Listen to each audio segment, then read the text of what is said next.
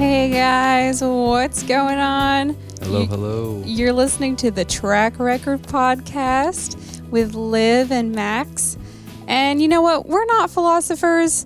We're just regular people, but we're here to talk about music. We're here to talk about the deep truths of music and dive into some, real funky tunes. Digging deep. Talk about what we think, and share our thoughts with you guys. So let's get to it. We're going to be talking about a new release from the band Clipping today. Clipping. Yeah. It's Clipping, bitch. Huge Clipping fans, both of us. So they got a new release that just dropped on pre-order. There existed an addiction to blood. How sick is that name?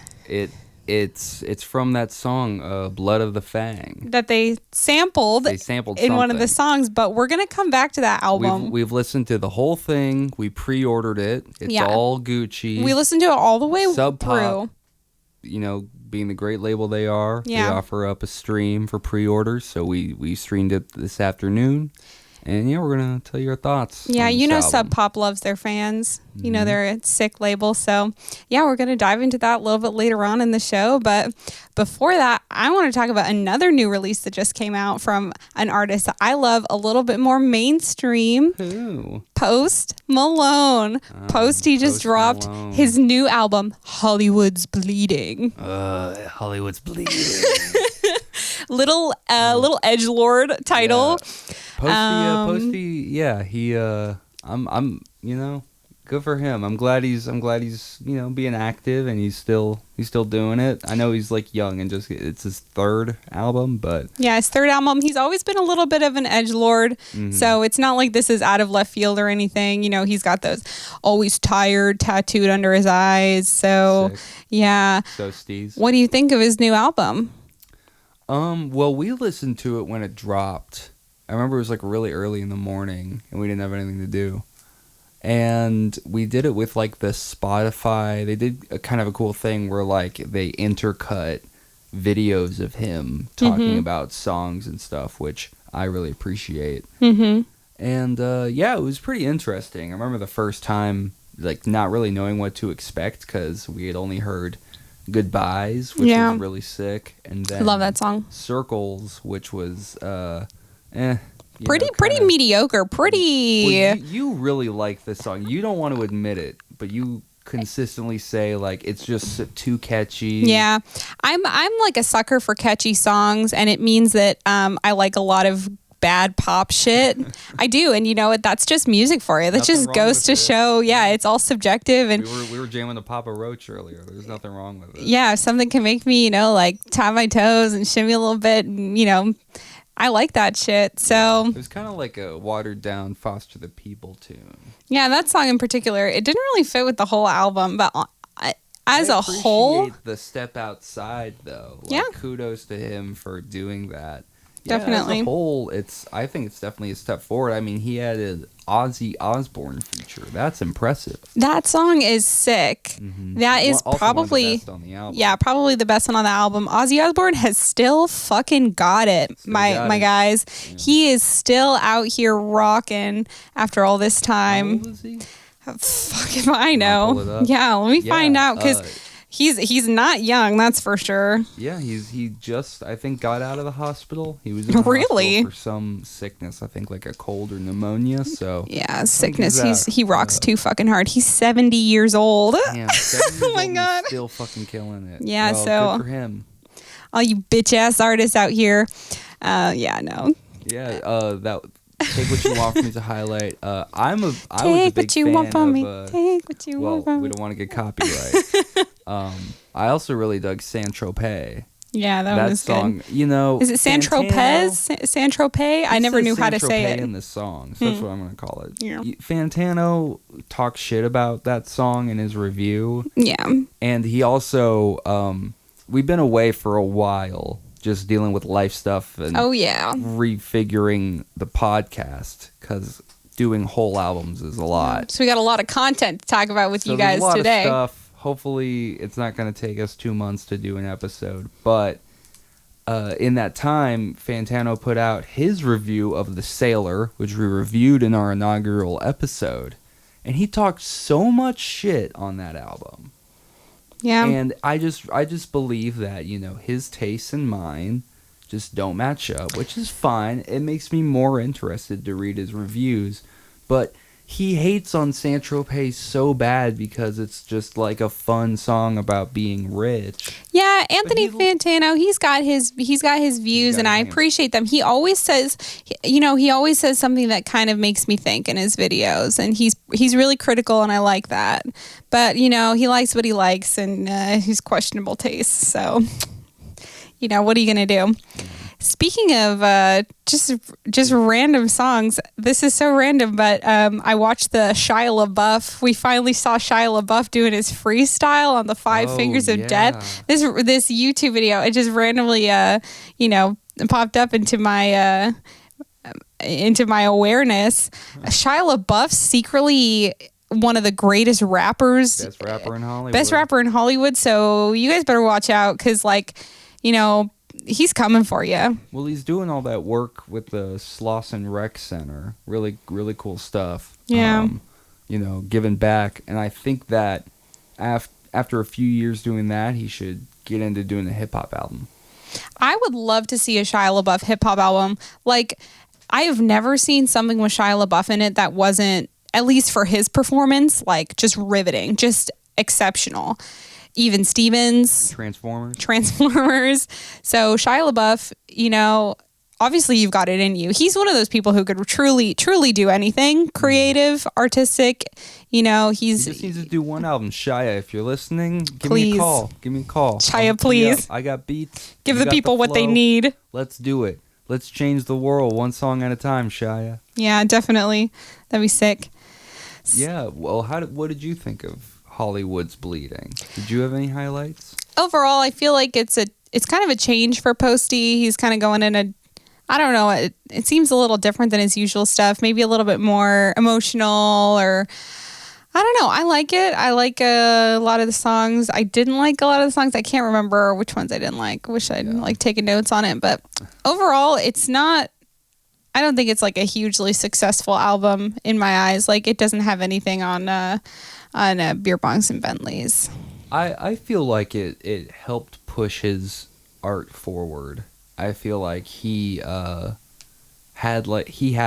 a sound before that was kind of singular. I would say like Stoney and Beer Bongs are companion albums. Yeah. It's kind of like that. He's kind of going in a new direction now. Kind of thing. And then I think this introduced a lot of more stuff that Posty's into. Yeah. I don't want to necessarily like define it by any sort of style, but yeah, we don't love genre titles here at the Track Record. We use them. Genre is dead. Genre is dead. When necessary. Yeah, but it's all arbitrary. But just like this podcast.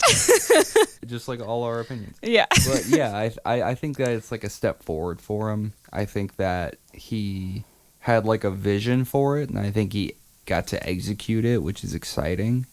And I'm excited to see what he's going to do next for sure. Yeah, I think definitely. That album's going to fucking slap. I think this is going to be one of those albums when we look back and all of Posty's discography, it's going to be like, oh yeah, I remember Hollywood's Bleeding. That was a weird time, and look where he is now. You see the progression. Now. Oh, he's making wine. Great. Why isn't he making beer? Why didn't he team up with that, what is it, Bud Light he's always drinking? Bud Light. Yeah, no, he did a whole interview with Zane Lowe at a winery or something in Italy. I think they're making a Prosecco. Oh, I could be wrong, but it's tasty. About, it's named like 5 Knives or something after a tarot card. Oh yeah, you were telling me about that. Oh, Posty, he's so edgy. He's got such a kind of Tumblr vibe to him. So yeah, he does have a Tumblr vibe. Well, love you, Posty. Can't wait for the next record. Feel free to come on the show if you'd like. Yeah, definitely. Invite. I know he's listening. Well, you were telling me earlier about somebody in the music world, a music legend who unfortunately has passed away. Oh yeah, Rip Robert Hunter. Yeah, he's the lyricist for the Grateful Dead. Not a lot of people maybe know about it, but yeah, the Dead had a lyricist. He didn't necessarily write every song, but he wrote a lot of great ones. Yeah, and it's just interesting because he was like a poet too. Yeah, and he, definitely. Like, played in bands with Jerry and everything, and Yeah, I had no idea the Grateful Dead had a lyricist. You know, I know about Jerry, I know about Bobby, and that's about it. Everybody else in the whole family is kind of an enigma, you know, at least to the outside world. You know, if you're an insider, I feel like you know every single Grateful Dead member's name and middle name and birthday and favorite color, just because people are just deep fans of Grateful Dead band members too. Yeah, you know? And they've changed through the years. Yeah, the Dead have been around so long, and their bands are always huge. It's always like 9, 10. It's like Slipknot. There's always like 10 guys on stage. But yeah, Robert Hunter was there basically since the start, and just wrote poems and helped kind of pen some of the definitive Grateful Dead tunes. You know, Uncle John's Band. Oh, nice. I was reading, he wrote that by listening to like a 40-minute long jam that the Dead like recorded and gave to him, and they're like, yeah, write something to this. And he wrote Uncle John's Band. That's awesome. I want to check out some of his poetry. I love poetry. Yeah, and it's just like the Dead's lyrics, you know. Yeah, so they've got some beautiful, really just, you know, prophetic lyrics. Yeah, so, yeah, well, rip Robert Hunter. Thank you for all your work. Our thoughts are with your family. Yeah, and I mean, the cast or the members of the Grateful Dead have been changing so much, and now we have the Dead and Company with John Mayer. Don't even get me started. Well, I just wanted to bring something up because, as some of you listeners may know from our previous episode, I work in a coffee shop. We both kind of work in retail, and so, you know, to create a pleasant environment for our customers, we play music. But God damn it, I'm tired of listening to the same music all day long. We got the Beatles, we got John Mayer's Your Body is a Wonderland. Lana Del Rey. Yeah, we got Lana Del Rey. It's all kind of like soft, kind of, you know, jangly who guitar, thought that Blue acoustic Velvet stuff. by Lana Del Rey was an appropriate song to work to? Yeah, that one's a little weird, honestly. I don't know why your work plays Lana Del Rey. It's like a bullshit Sonos playlist. Yeah, we get like the Vince Staples. Oh, I can't even play soft rap. Oh wait, no, not Vince Staples. What am I talking about? I don't know what I'm trying to say. I can't remember any of the crap we play at my work. Well, okay, I kind of like Hozier, but yeah, we will play the occasional Hozier. So I want to know, all you listeners out there, you know, if you want to comment on any of our platforms, YouTube, if you want to comment, send us a tweet at the Track Record Podcast. Gmail. What kind of music, if you work in customer service, have you found like a playlist that you can play at your work that's like actually good? Because what's on it? I'm dying over here, guys. Yeah, I'm dying. I'm tired of John Mayer. All of the cool. My thing is like there have to be soft, interesting music out there. For example, Ben Howard, New Day Dream. That's a good album. Even that gets old because I'll put on a little Ben Howard, and you know his older stuff is kind of overplayed in that whole genre. Overplayed, but just stuff that has an interesting sonic palette. You know, that isn't just another bullshit radio rock song that's whiny and shitty. I just want like Incubus and like some of their older stuff. They have some softer radio, like Dig. Yeah. You know, if not Now When stuff. Yeah. Stuff like that. That's like it's actually good because like a lot of these songs have whistling. Oh my god, the whistling! I hate whistling in songs. Any clapping or snapping in an indie song, yeah. Any whoa-wows, and we also acoustic covers. Oh my god! Pursuit of Happiness. Which no, fuck no. Fuck no. So yeah, maybe we'll start a playlist. Maybe one of you guys can start a playlist. Tweet at us. You know, just like if you guys have the same issue, we'd love to know because we need to do something about this. We need to revolutionize the fucking music that plays. Because I'm tired of listening to funeral dirges. Funeral dirges. Yeah, no, and then like there are these, fucking what's that band? Empire of the Sun. God I don't damn even it. know that band. They have this one song, and no hate to them, but they just keep playing this one song over and over again, and it's made me hate this song. So, yeah, help us out. Send us in some stuff. We need it. Speaking of Incubus, they dropped a new song.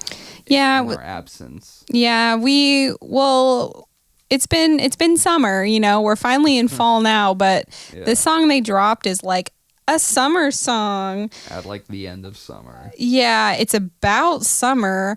And aside from the song itself, how do you feel about summer songs? Because I think, obviously it can be done well. 88 Rising, they had their Midsummer Madness. Yeah.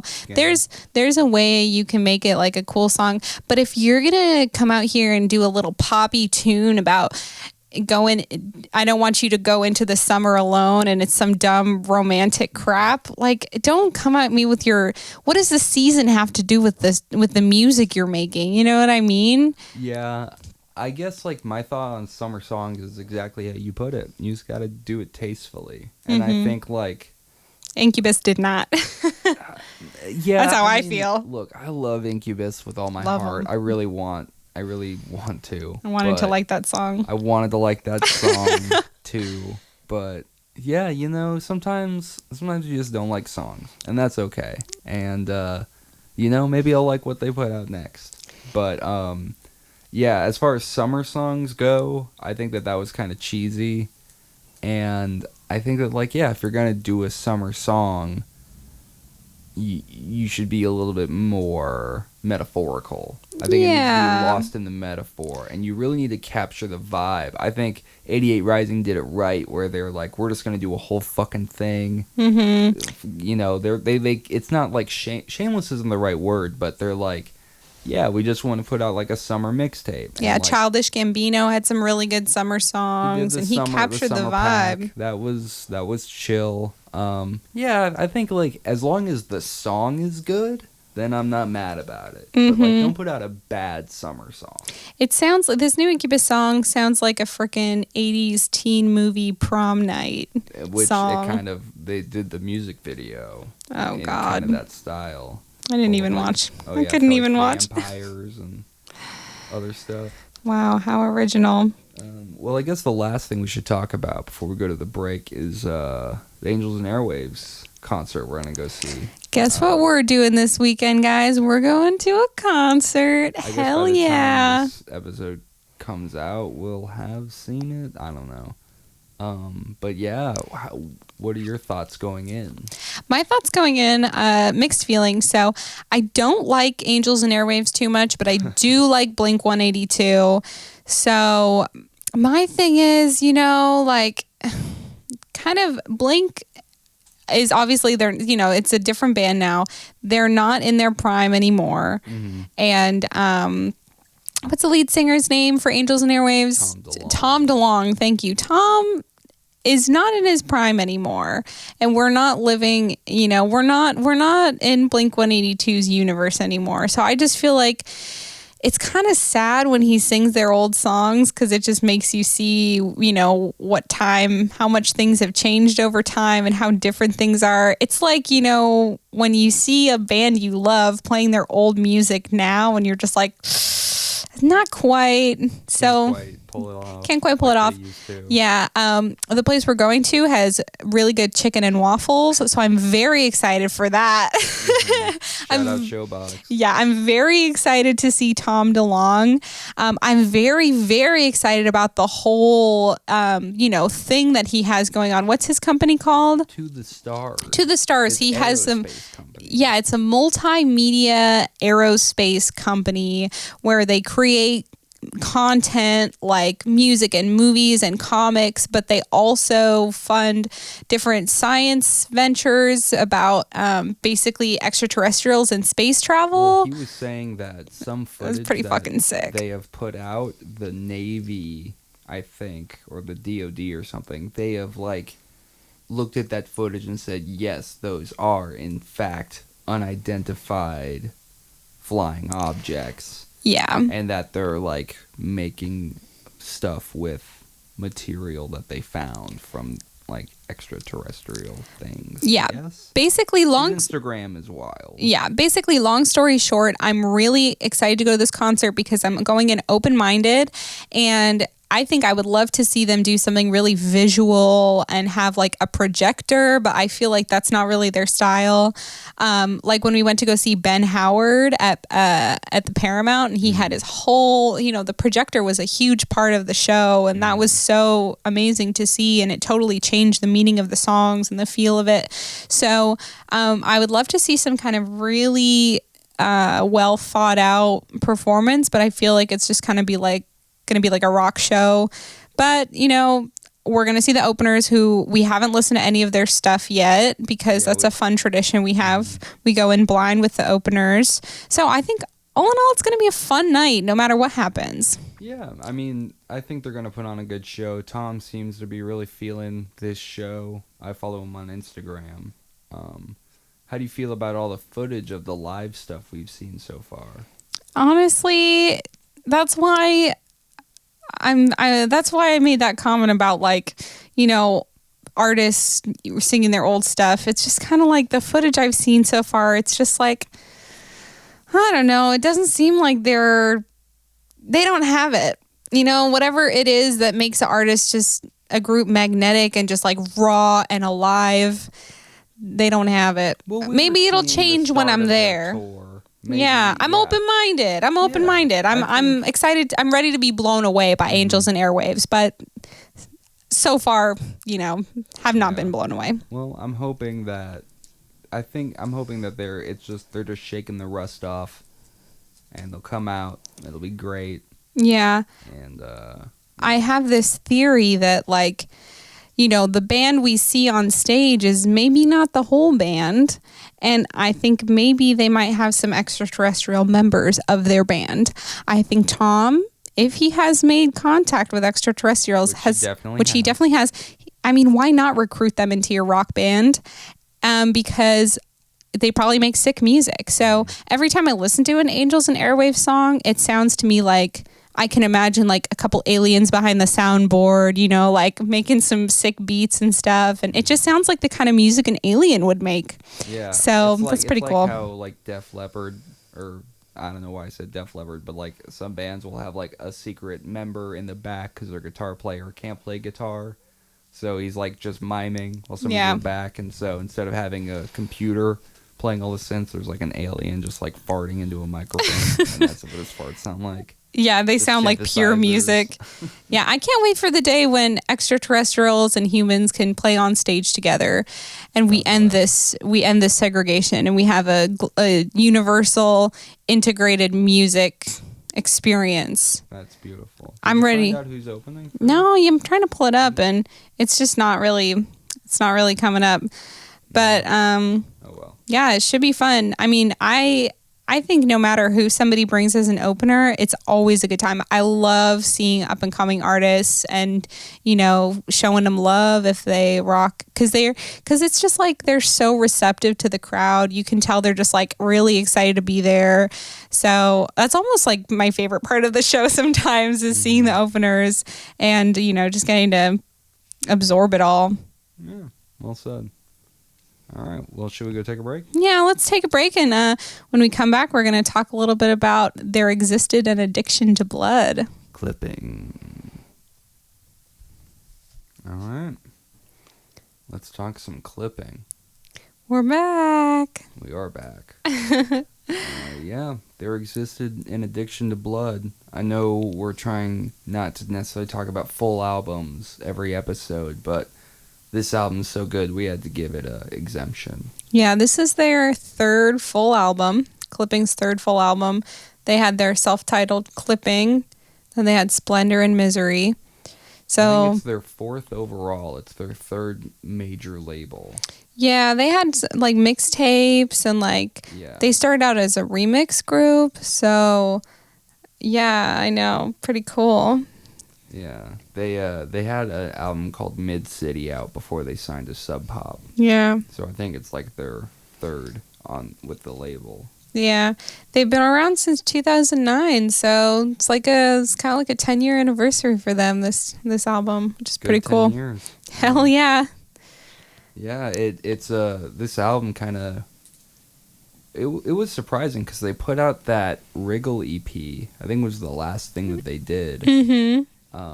And that was super weird, really fun, really cool. Yeah. A lot of good songs in that. Shooter, of course, Wriggle, some of the other songs, names escape me, of course. But yeah, Addiction to Blood, yeah, this album, I was pretty stoked. They dropped Nothing Is Safe kind of out of nowhere. Yeah. And that song fucking slapped. Yeah, that song in particular, I think is just like, it's so incredible, and it shows you what this group is capable of, because they create this mood. You know what I mean? The song just pulls you in, and especially that beginning part of the song where he's like laying out the scene for you is just so like descriptive, and it just creates this like mood of anxiety and like just this feeling of like creeping, and it's like you're there in the story. It's like it's like honestly like you're right there with them. Like, I am always amazed by Clipping because they create a full story and a full rich, like colorful moment where they really make you feel like you're in that moment with them. They create the feeling, at least inside me. Like, I'm listening to this song and I'm like starting to feel anxious from the word. Like, you start to get the feeling that the song is about. You know what I mean? It just really pulls me in. Yeah, they paint such a strong, stark picture. Yeah. And I think, David, I don't know, if I would love to see their process in the studio. I would love to see all of the twists and turns these tracks go through while they make them. I know I read in an article that they said that there were some of these songs where the ideas came from movie pitches that were turned down. Like horror movies that they were pitching. So I think that's really interesting. Yeah, this whole album has such a cool horror theme to it. Like, it's so heavy and it's so dark. Like, especially, that first song, that was the first thing I really noticed, like with Nothing Is Safe. The first song is the intro, but the first single they dropped, I was just listening to it like, oh shit, this is so dark. This album is going to be it's like, really like a fucking horrorcore album. It's pretty sick how they do it. It's kind of cool because I think they just like really wanted to go for a certain aesthetic and imagery and vibe. And, a Halloween album is definitely one way to go. And I think it's a cool twist after Splendor and Misery. That was such like a sci-fi thing, and I really like that they're kind of doing these concept albums. I hope that this kind of continues, even though it might take a little bit longer to develop. Yeah, they have a real gift for it too. Yeah, they're so good at it. Yeah, and I remember watching the when they do the whole Amoeba What's in My Bag video, and you see the two producers, what are their names? They're William Hudson and Jonathan Snipes, and then Daveed Diggs does all the rapping. They are so into soundtracks from films, like and scores from films, old horror films, more modern stuff, some postmodern stuff. They kept going into all these different like weird film scores and stuff. So you can see how much they're into creating the story with the music. And like they have a real gift. Didn't one of them have like a record that was just a collection of sounds of like fields or something? I don't even remember. In a field with a microphone. That's pretty cool. Because you see, like, when you hear their music, you're like, what is this? But then you look at what they're into, and it's like, totally oh yeah, because they're like, oh, I just love doing this, and they just kind of fuse that with rap. Yeah. The production on this album is so insane. It's so atmospheric and it's so interesting because they use a lot of just not weird choices in a bad way, but they're just like, it's experimental. it's definitely experimental. Yeah. He Dead was one song where I really love that hook. Yeah, that song is really, that's one of my favorites off the whole album. Like, I feel like it has that quality of clipping where you're like fucking, it bumps and you're like, bumping your head and stuff, but it's still got so many layers that I feel like I could listen to this over and over and over again, and I'm barely unpacking the layers. And he's got all this is just imagery and stuff, and every time I feel like I just get sucked into it. They had a lot of cool interludes on this record too. One of the ones I really liked was Haunting. It's got a woman kind of talking about her paranormal experiences, and then it's like the tape fast forwards for a while. And then it sounds like she's just rambling on and on and on, and then she keeps talking, and very grim, very dark, of course. Yeah. And I also liked Possession. That was another interlude I liked, where it almost sounds like a skit, like an old radio show skit. Yeah, like a clip from an old movie. There's like a door closing. There's footsteps. It's a guy kind of talking about possession. It sounds like an old priest or something. Or he's hypnotizing somebody. Yeah. Like kind of something out of The Exorcist or something. This album is, guys, this is art. That's one thing pure art. Like, I was trying to think of things that after we listened to it all the way through, and I made comments on all the stuff I really liked, like, the themes of death and decay and horror and possession and all these rich worlds that they're building. I was thinking, like, what do I not like about this? And I was having a really hard time coming up with something. And this is not necessarily a negative aspect, but it does affect the way you listen to music, because this album is pure art. This is not, and it's not that I didn't like this. It's like more so just something I noticed. This album, you got to listen to it carefully, and it's very dense, and it's very got a really strong tension all the way through. It's always changing and transforming in really subtle ways. So like, and it's just so, it covers so much territory that, like, it's not just an album, depending on what kind of music you listen to. It's not the kind of album I'm going to put on just for a relaxing day. It's very much, I think it also, it's clearly political. He's making, Daveed Diggs was making a lot of, I think personally a lot of social commentary. He had let's talk tracks. Let's get into some tracks, because there was Blood of the Fang. Can I stop your train? Yeah. Because you said something I wanna ask you to elaborate on, which was, you said to listen carefully. What do you mean by that? I mean that, like, I'm somebody who, when I listen to songs, usually I'm taking it all in at once. So I'm just listening for pure pleasure, and I'm listening just to all of it together. I'm not picking apart, the pieces. Whereas with this album, clipping in general, but this album in particular, you have three highly, highly talented people who are, all three of them, extremely experimental, and they're collaborating and they're making a piece together, but all three of them have their unique styles. And so when you hear this album, there's a lot of raw, kind of messy moments that there's a lot of noise. We're going to talk about the noise that's in this, but like, for me, I just feel like you see, when you listen really closely, you're seeing even more of the texture and stuff. And it's not a light album. Oh, for sure. At all. It's definitely more cerebral. Oh, yeah. A lot of stuff that's all I mean. Intent, like, there's more intent behind it. I think a lot of music, and it's not a bad thing. It's apples and oranges, but this music has intent. And it's like you said, it's art. It's telling a story, which I guess we can dig in track by track if you want to get into it. This album itself feels like, I was kind of thinking of the greater themes as I was listening, and in a lot of ways the music is so visual.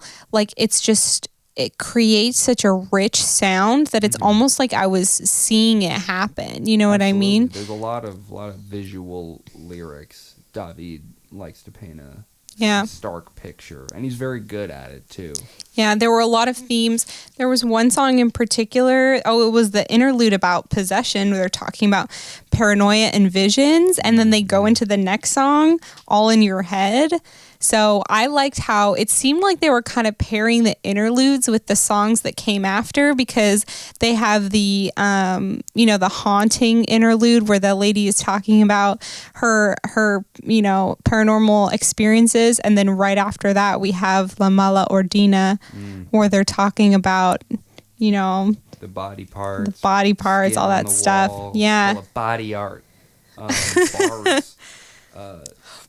Bars. Yeah, they, La Mala Ordina, which was the second single, I fucking love that song because that beat, those drums, it's so hard, and Davi kills it. And it's got the Rita, El Camino, and Benny the Butcher, and everybody whoever was on this fucking song, all of them, in my opinion, killed it. Mm-hmm. I loved all the features.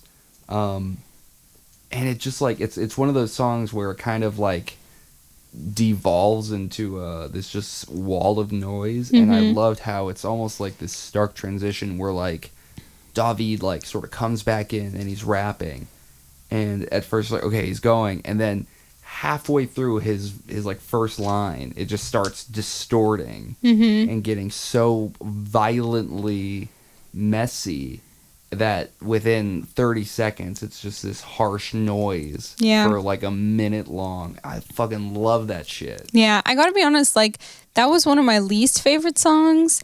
My favorite part of that song was the wall of noise.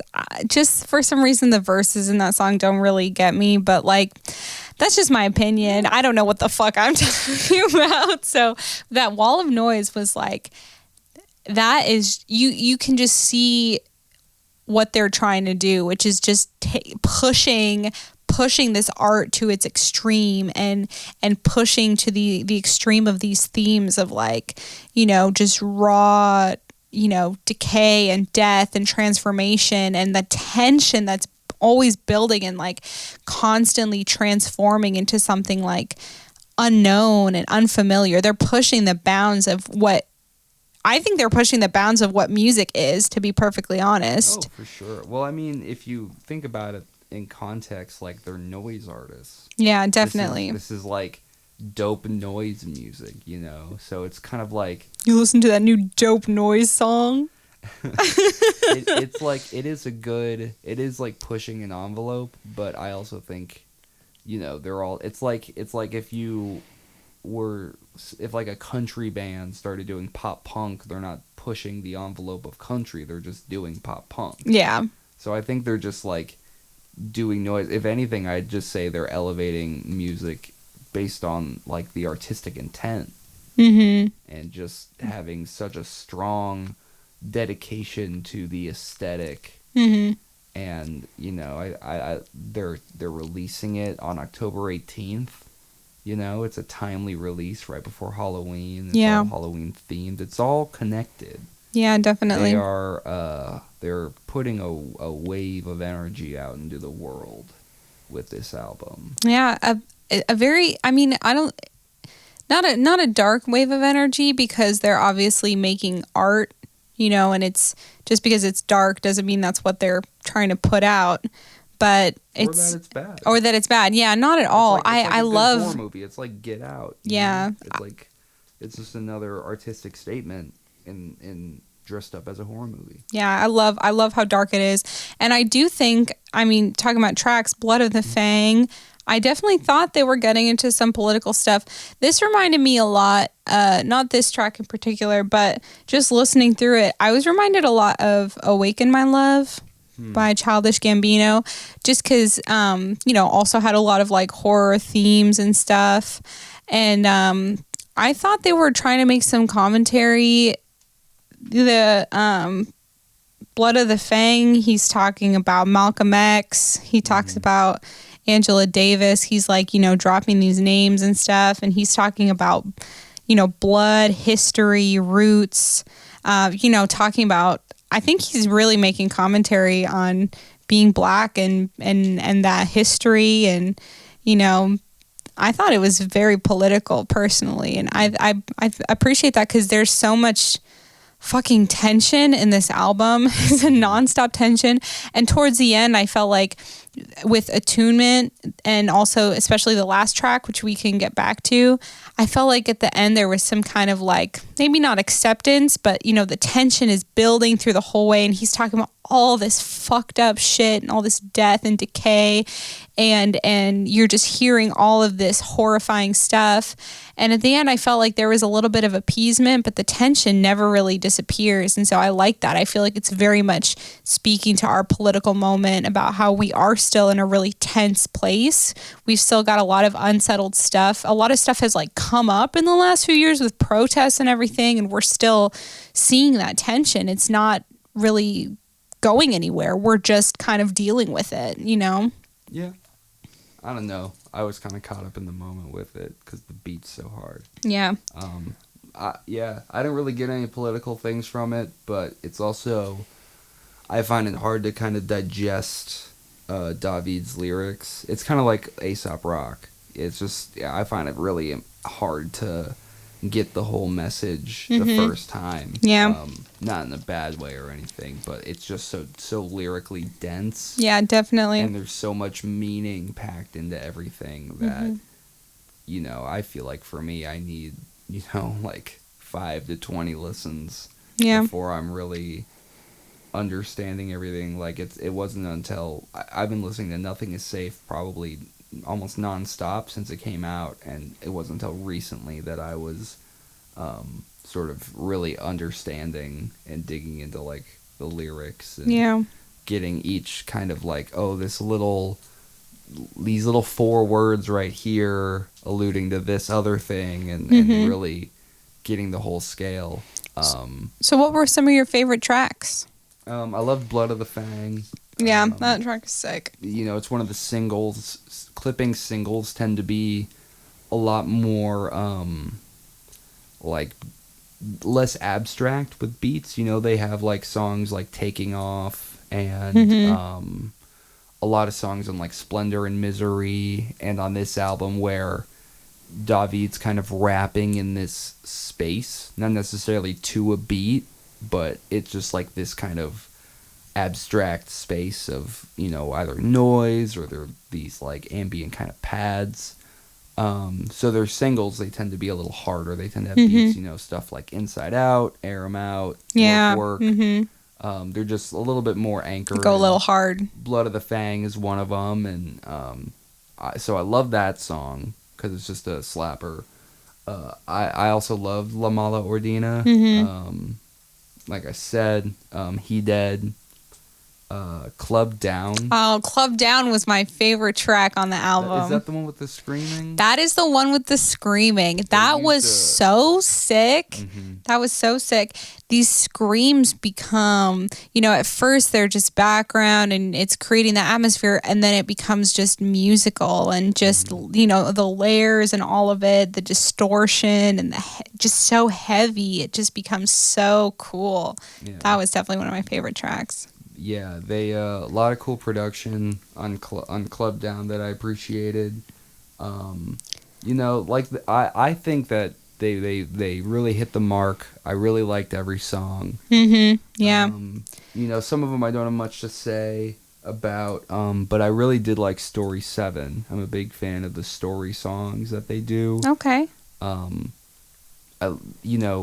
I listen to a lot of music when I'm driving or when I'm outside in the world, and you kind of get this ambient sound from just cars and the wind and things, and Clipping kind of uses that as a stage for some of their songs where it's just, it sounds like David's just rapping to himself. Yeah. In, like, you know, downtown LA, and there's just traffic and shit, and it's just, I think it's like a really powerful setting. Yeah, definitely.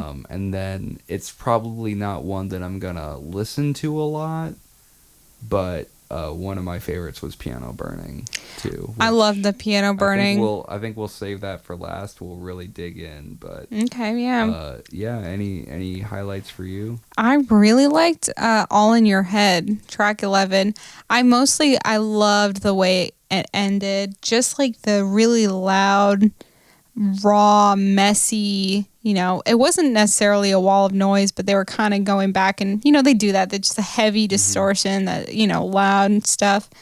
And then with that beautiful voice, it was just like really just haunting. And I love the theme. I love the themes they go into in this album, like especially in the Club Down, talking about all just this decay and horror and the bodies and the gore. And it's crazy because like when you hear him rapping, it sounds really personal. He knows how to tell a story and make it so personal. You feel like this stuff is really coming from his heart. And so, you think about all of the decay that exists in the world. And I don't know, that's just what it made me think of. But it also made me think of how, we can use that kind of like fiction and describe it and go into all these gory details and use it as a way to like escape that and escape the reality. So that's what I love about horror. It's like you can go into the darkest parts and just explore it, and I really feel like they did that in this album. What else did I like? Let me see. Yeah, I obviously really liked Blood of the Fang. He Dead, Nothing Is Safe. Attunement was pretty cool. I feel like I'm glad they ended with that song. It felt like very much like a good ending. Yeah. Yeah. And let's talk about the Piano Burning. So that's just even shows even more how much this album is art. That is just such a bold move for them to do because it just shows this is art. They're not going to compromise. They're going to make their art how they want. And hell yeah, they're going to do 18 minutes of a piano burning. Yeah, there's a little clip of it on their Instagram that you can find. But yeah, they ended this album with a 18-minute long clip of a piano burning. And I kind of felt like I knew what to expect going into it. I didn't really want to listen to any of it beforehand. I was really like, what possibly could this be? And it's exactly what they advertised. Yeah. Which is 18 minutes of a piano burning. And we were kind of talking about it, and I was like, yeah, there's a lot of wood, there's a lot of strings, and a lot of hammers. So I feel like that's going to play into it. And it was like weirdly peaceful. Yeah, well, I mean, it's kind of like the sound of a, like white noise. Wood fire, yeah, fire burning. The first part, though, was really tense because you're waiting for the strings to snap. And you hear, but you also hear, like, and what I like about it is that you never hear, like, a match or like a lighter click or gasoline. It just sort of like starts on, like it just happens on fire. So, but there's like these like weird footsteps in the beginning, and just, I don't know how much of that all was planned. I mean, I feel like they probably recorded it outside in some remote place, and it was probably as controlled as it could be. But like, yeah, the strings, They didn't snap. There weren't as many as I thought there would be. Yeah. I think there were strings snapping maybe 6-7 times throughout the whole thing. It felt like, there'd be like 2 in 1 minute, and then after like 5 or 6 minutes, another 2 or 3 would snap. And that happened like 2 or 3 times. Yeah. And it kind of just like just roared and went out, and just sort of, it really, kind of like you said, it just sort of decayed at the end. Yeah, it really left a feeling of like unease. I felt very much like the sound itself is relaxing, like, sitting by a fire, but in the context of it, the album as a whole, I feel like they refuse to give us a resolution to the tension. And this is their version of resolution, and it's just a total decay, and just the destruction of this piano. I think and it's it just metaphor For what? I think I think it's some kind of message about music. Yeah, I think something about, music and art, and I think it's about transformation and destruction. And, obviously I've said that like a million times, but to me, those are the main themes of this album. They're going to some other place. I love that. Yeah, I mean, fuck, I don't know. It's just, it was so, the whole album was just really moving. Yeah. It's I think it's really nice to have something. When's the last time you got scared listening to a song? Yeah, that nothing That's is not a safe. feeling you associate with music. Not usually, but clipping, they're able to create the emotion inside of me of whatever they're trying to evoke, and that's just like, that's pure magic. That's awesome. And yeah, I just feel like every single, I don't know, for me there wasn't a dull moment on it. Mm-mm. And yeah, Piano Burning left me with a lot of thoughts, a lot of feelings. Yeah, it definitely turns it back on the listener for a little bit. Maybe a segment that we'll talk about Piano Burning every episode. Try to digest it, figure out what it means. What would you rate this album if we were going to rate it? And for those of you out there, if this is your first time listening, we like to rate albums, but our ratings are completely arbitrary. They're just a fun little thing. So, it doesn't matter. The points don't matter here. Yeah. Man, 10 out of 10 for me. I think like this, I'm not like big into Halloween, but I think this October, I'm just gonna keep it real spooky. I'm gonna have that. We got the CD coming. Once we get the CD, it's gonna be in the car all Halloween. Gonna be spinning it a lot. Yeah, I would just give it a 10 out of 10. I would say like, if I thought they couldn't do anything better than Splendor and Misery. It was like, I don't know where they're gonna go next. Splendor and Misery was such a masterpiece, and then the Wrigley P was just dope, and it's like cool, but like it was obviously just kind of like a piece, Splendor and Misery is the one about the alien slave ship, like right? AI, yeah, that one's sick. But yeah, and this album just really, I almost have no words. That's how good it was. Yeah. It just, the clipping's like a good wine. It's just gonna get better with age, and yeah, and it's giving us so much material to talk about. Like, I feel like it's almost like one of those, like tessellating pictures where the closer you look, the more there is to see. It's really got so much fine detail and information that the closer we zoom in, it's like I just see more and more of the picture. So I love that. Yeah, for sure. What would you rate it? I'd rate it 9 spooky skeletons out of 10. Oh, nice. A solid blood spatter on the wall.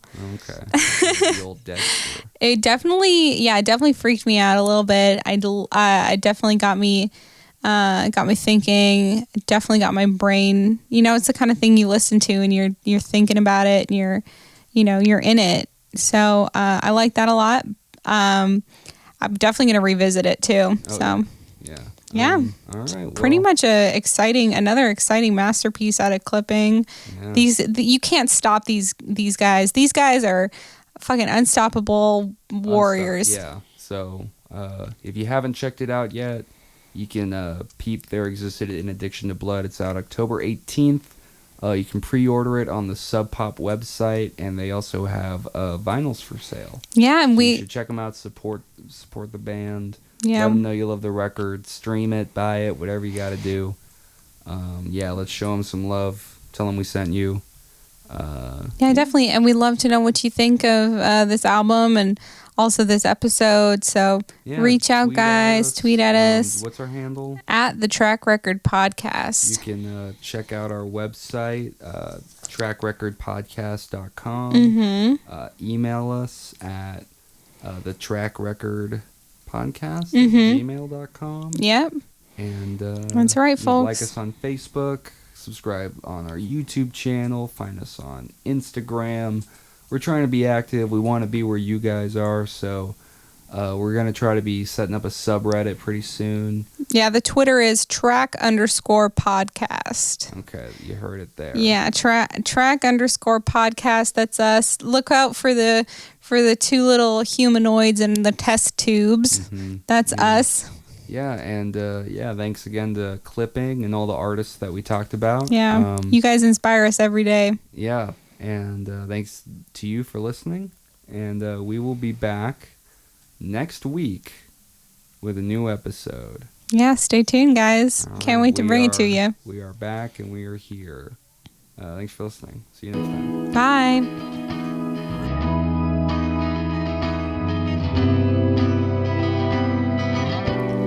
The